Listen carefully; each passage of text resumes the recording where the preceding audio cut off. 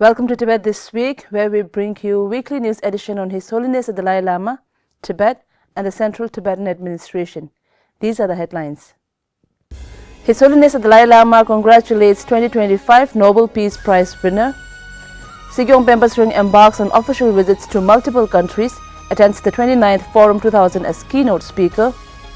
Cabinet ministers of Central Tibetan Administration engage with foreign delegations, attend multiple events.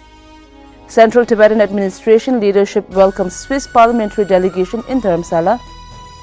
Namgi speaks on her personal experience of torture under Chinese regime at the Faith Under Siege conference. Office of Tibet DC organizes 2025 Youth Leadership and Capacity Building Workshop in California. Weekly Lookout, Year of Compassion.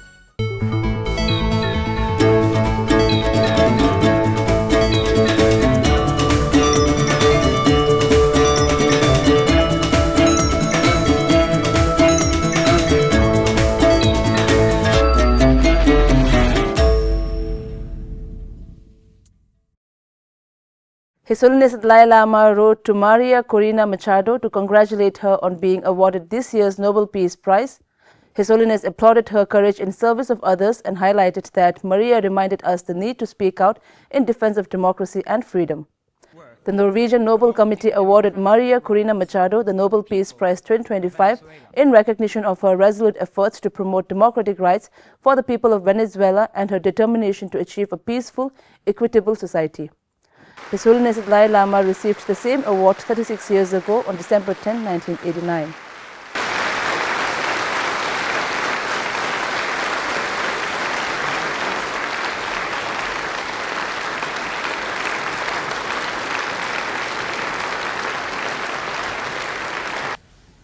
I am very happy to be here with you today to receive the Nobel Prize for Peace.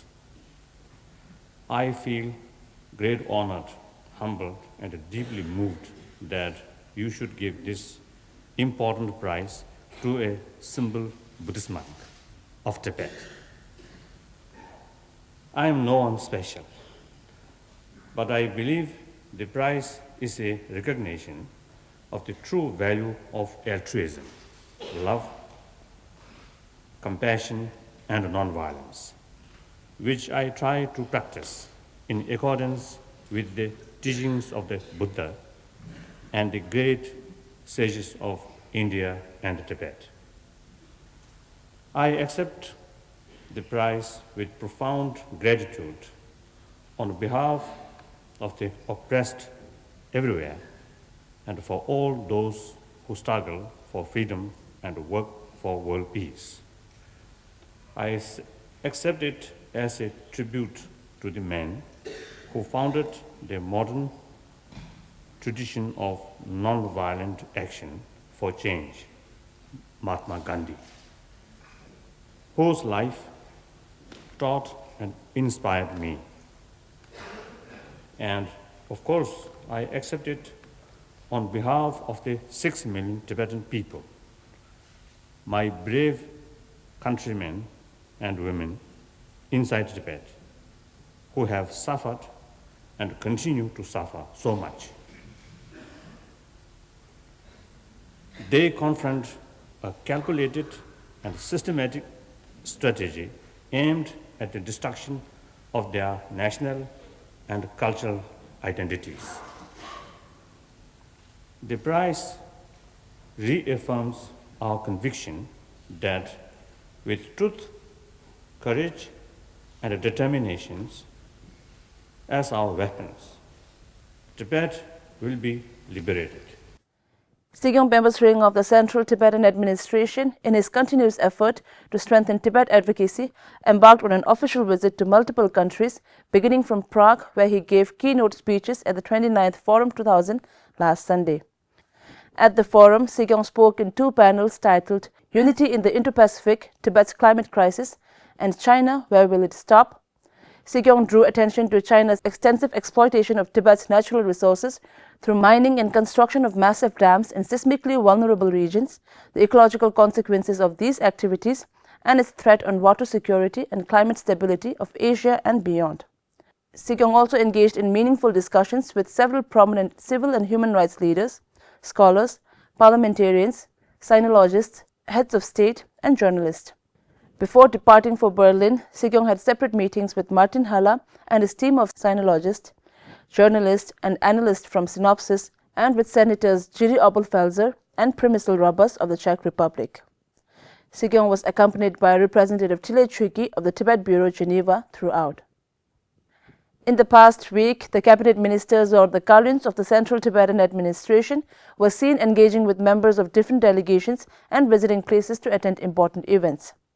On Tuesday this week, the officiating Sikyong and Kalyon Nonzidoma of the Department of Information and International Relations received Tandai Joto, priest of Kaiganchi Temple, and the accompanying members of the study group from Japan to Dharamsala. The officiating Sikyong appreciated their continued support and interest in Tibet and its people. Among other things, Kalyon further acknowledged the long-standing support and solidarity extended by a Japanese parliamentary group, the largest parliamentarian support group for Tibet.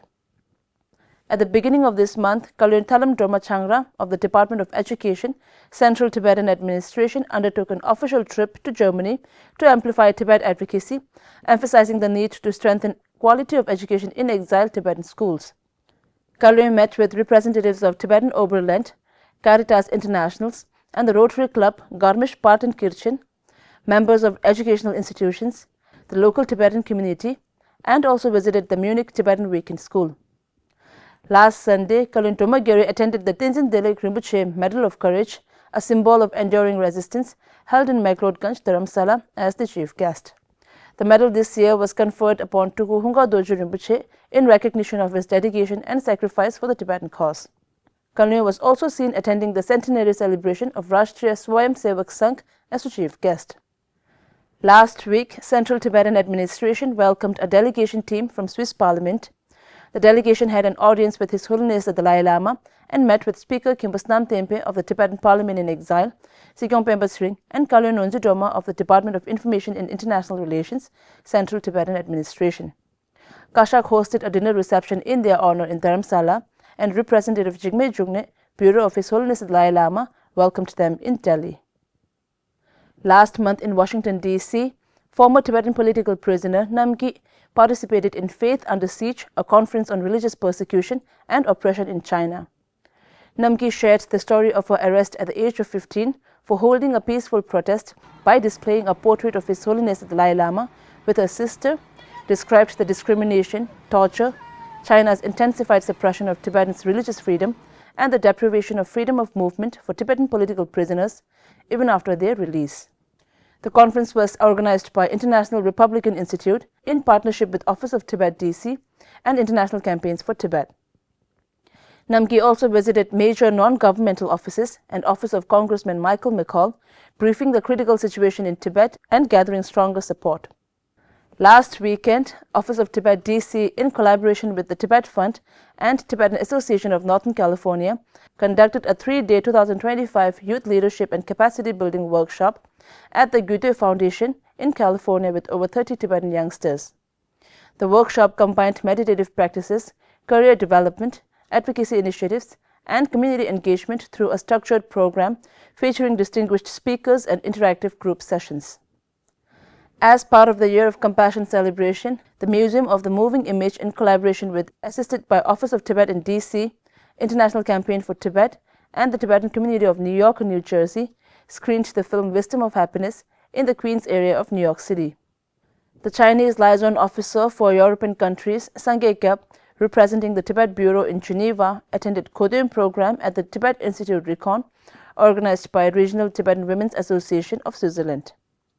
Within India, the Tibetan Settlement Office Dharamsala organized special Tibet talk for 60 high school students from Academic World School, Chhattisgarh, as part of their educational tour with Tenzin Lekshe, the official spokesperson of the Central Tibetan Administration, as the keynote speaker. Khamkato Tibetan Settlement hosted a talk on His Holiness the 14th Dalai Lama's 4 principal commitments with Venerable Lungri Sonam, headmaster of Tibetan Home School, Digiling Branch, as the speaker. That is all for this week's edition of Tibet This Week. See you in the next one.